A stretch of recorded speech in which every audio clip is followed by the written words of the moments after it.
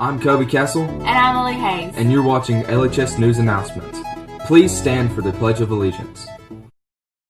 I pledge allegiance to the flag of the United States of America and to the republic for which it stands, one nation, under God, indivisible, with liberty and justice for all.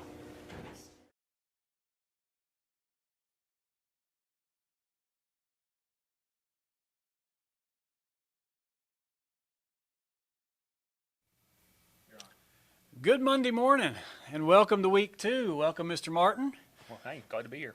I got a couple of announcements. Good luck to our fall sports Redskins that are competing today. Golf matches up against McMinn Central this afternoon. Volleyball opens up their season on the road today at Alcoa in a doubleheader against Alcoa and Maryville. Soccer will open up at home in our first home exhibition of sports tomorrow night against Gibbs High School.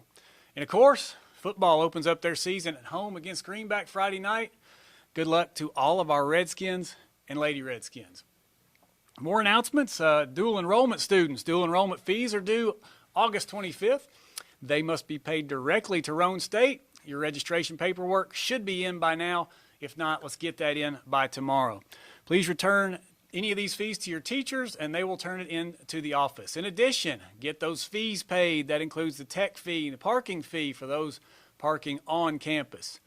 Seniors, again, there are a few spots remaining that can be reserved for you to paint or not. See Miss Bunch to reserve that spot for the year. And speaking of parking, we have a special guest today, not just brought in for parking, but Mr. Martin, talk to us about the importance of parking and how we need to logistically do things in the parking lot. Well, obviously, starting and painting the parking spots with the volleyball team fundraiser was a great idea by Miss Bunch and Miss Hicks.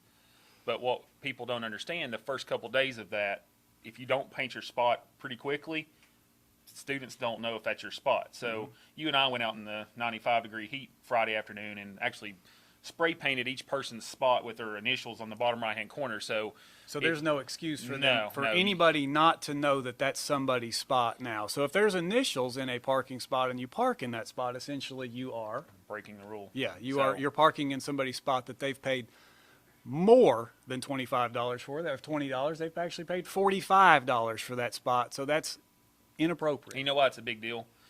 If you park in someone's spot that is paid for that spot because they're dual enrollment or they like getting to school right at 8:15, they come to school and their spot's gone. So you parked in their spot, so guess what they have to do? They have to park somewhere else that may be somebody else's spot.